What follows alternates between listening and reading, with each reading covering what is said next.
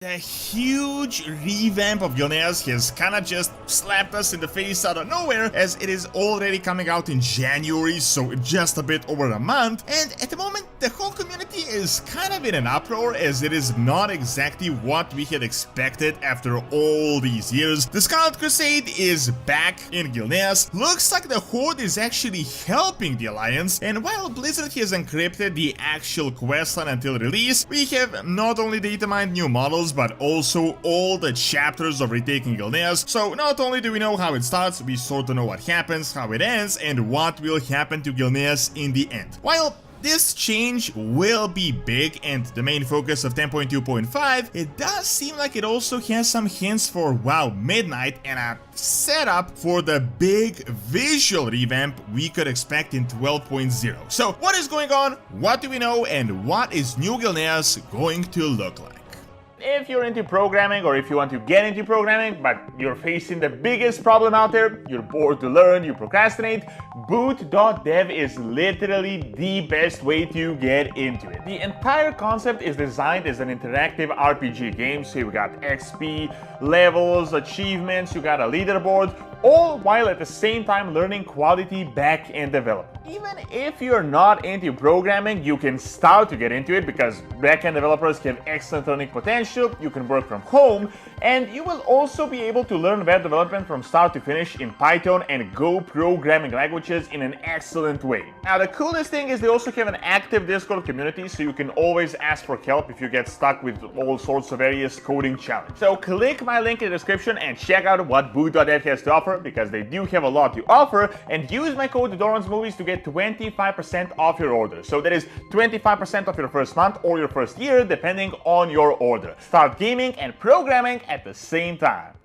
So the revamp of Gilneas is actually happening, and while we don't have all the details, right now to me all of this seems like a setup for about Midnight, as in we will get the story, some restoration, very likely turning Gilneas into an actual functional city for the Alliance, but I believe it will leave us with a cliffhanger where the Alliance is now rebuilding, and we are going to see the full completion process as a part of WoW Midnight, so more than a year from now, because we know they're already working on those assets for the Eastern Kingdoms, and essentially they already have the story laid out, so they know how it is going to play out. I would say this current revamp of Gilneas is like a small glimpse into what WoW Midnight will be offering. So to give some context, this kinda came out of nowhere, as Gilneas is in no way connected to the Dragon Isles or the current storyline, but at the same time it actually didn't. I've been going on and on about how Gilneas will be restored if you have been following my channel for this like past year or two, and that is because they have been slowly setting it up even before the Shadowlands, but mainly since the time of Shadowlands, and they have given us multiple hints time and time again. So first we got the official blue post hinting how major storylines like the retaking of Gilneas will become a questline and not just something we wake up to like the Cataclysm. Then we had the entire dealing with things in the Eastern Kingdoms, first defeating the Scourging Water Laws, which is not directly connected to Gilneas, but indirectly it hinted at changes happening in this entire area. However, the biggest hint was the retaking of Undercity that happened at the end of Shadowlands, and a very recent Forsaken Heritage questline that happened as well. The big thing about retaking Undercity wasn't that the Horde was getting one city back, so the Alliance will get one as well, which is technically true, but it was a thing that solidified the change in Forsaken leadership, which at the same time shifted the entire dynamic of the Worgen and Mainigan Greymane, giving way to Gilneas returning in a different form. Remember,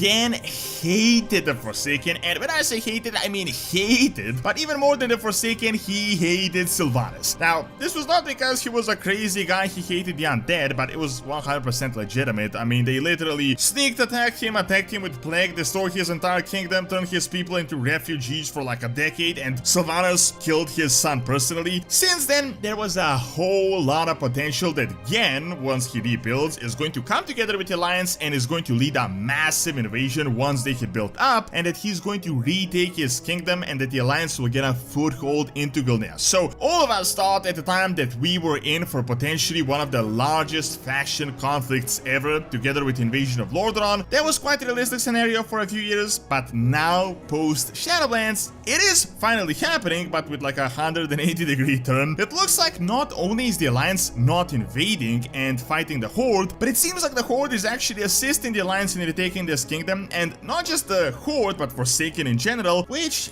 I can't say is getting a lot of the community super excited for this new storyline. Now, personally, I can't say this kind of came out of nowhere. As I mentioned, the entire Undercity thing that happened at the end of Shadowlands was a huge setup for Gilneas 10.2 and what is going on right now, because we got a letter from Kalia Manatil to Gen where she said that she will try to convince the other Forsaken leaders to withdraw all the troops to allow them to return to his kingdom, and that this is going to take some time. Keep in mind, this was the end of Shadowlands. Well, right now we got a 3-year time skip. Since then, we can say maybe around 4 to 5 years has passed with Dragonflight. So let's just say the convincing process happened in the background for these past 4 years, and now the Vorgen are finally marching back into their home. The official 10.2 announcement said this: King Greymane is ready to retake his kingdom, but Gilneas isn't as empty as expected. Help reclaim what was lost and return the kingdom to Gilnean hands. Now, to make things clear right off the bat, Blizzard has purposefully encrypted this entire storyline, which I think is a good thing in order to not spoil everything before it is even out. However, despite that, we have actually not only datamined some models of 10.2.5 and changes, but most importantly, we have literally datamined the entire campaign with all the chapters, all the chapter names, so we can almost certainly guess how it starts, what happens, who we're fighting, how it ends, and even how it is probably going to go in the future. So the official announcement kind of already very clearly hinted what is happening, that Gilneas isn't as empty as expected. Why this is expected is because this continues of that storyline of how Helia had a Forsaken withdraw, and Gen more than likely expected to just walk in with no opposition. However, the enemy of this is going to be,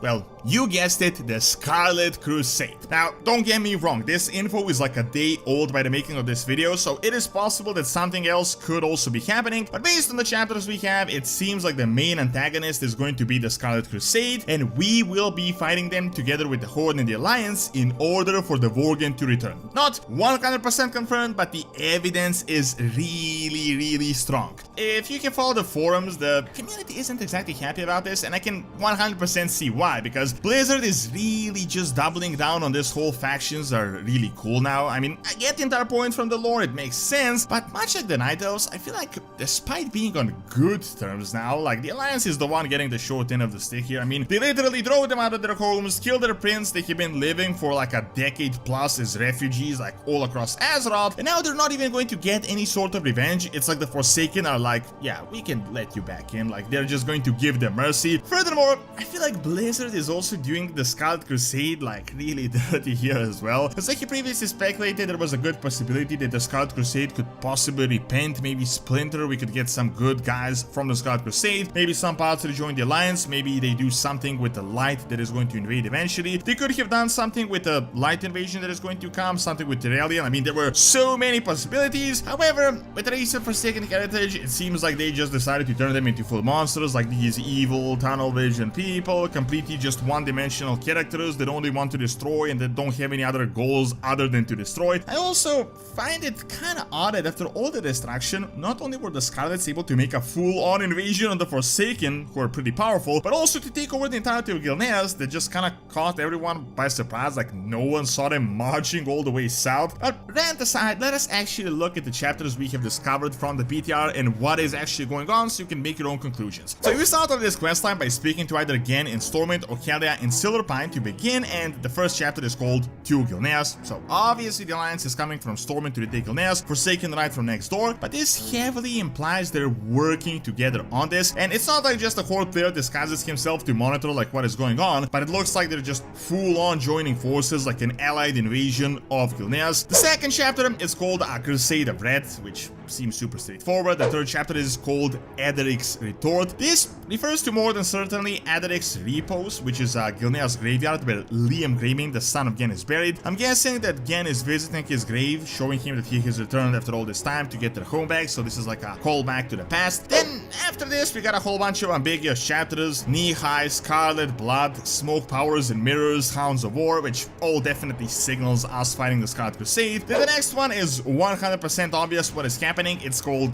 crushing the Crusade, which definitely leads us into us winning. Next is the Artillerist Arsonist, which I'm guessing is us maybe dealing with the Scarlet Crusade artillery that remains in the back, and the Righteous Fighter, Righteous Fury, 100% signals that we end up defeating them. Then the final chapter is as clear as it can get. It is literally called Beginning a New Dawn, which means that ultimately we win. Now, of course, all of this is early information. It is subject to change. It is just a PTR. It might not happen like this. However, I mean, based on the datamined hints, it is very strongly implied that this is a cross-faction story. The Scarlet Crusade is the main enemy. I mean, keep in mind, all the chapters until the end and the start are related to the Scarlet Crusade, so they're more than likely not just a minor nuisance, and they're probably going to be the main enemies, and we know that we win by the end. Now, the Scarlet Crusade is not actually a storyline that they just kind of shoehorned in. Back at BFA, we had pamphlets on their plans. They initially wanted to get rid of Anduin, help Gan Greymane become the king of the Alliance because they knew he just hated Sylvanas so much. However, the idea was to ultimately get rid of him long term because, as they say, he's a mongrel Vorgin and they only want pure-blooded humans to hold this land. So once the Order is free of undead, they want to finish the job with Gilneas as well, get rid of the Vorgin and just take the entire thing. Keep in mind, this was back when things were so different, so they modified their plans on the fly. Anduin was gone, Greymane no longer hated the Forsaken that much, first because Kalia was helping him and Sylvanas was gone, so I'm guessing the Scarlets just decided to just say screw these pamphlets and this plan. They just marched to another city in Gilneas at the same time, which means that this storyline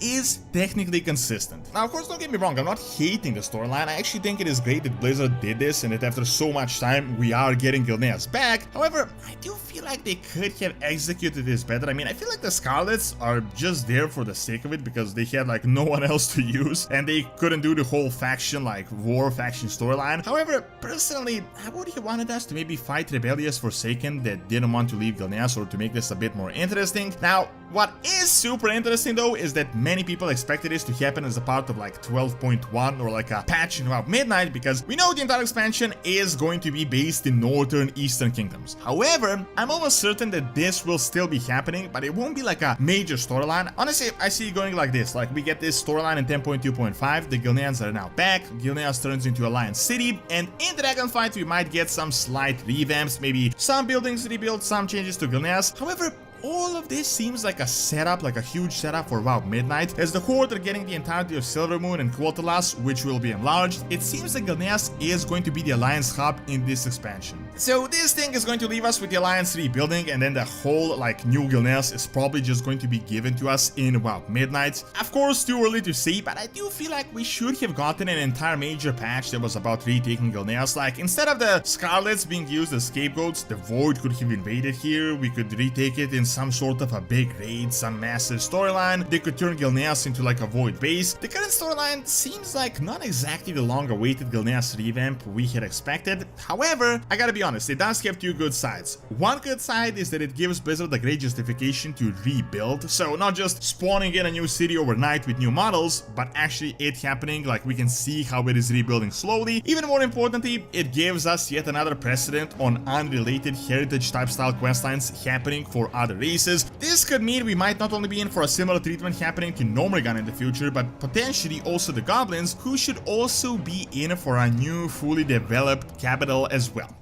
Thank you for watching. Check out the Unfinished Zone that will be coming in Classic Season of Discovery by clicking on the screen, and check out my video on ancient Greek colonies in Spain by also clicking on the screen as well. See you next time.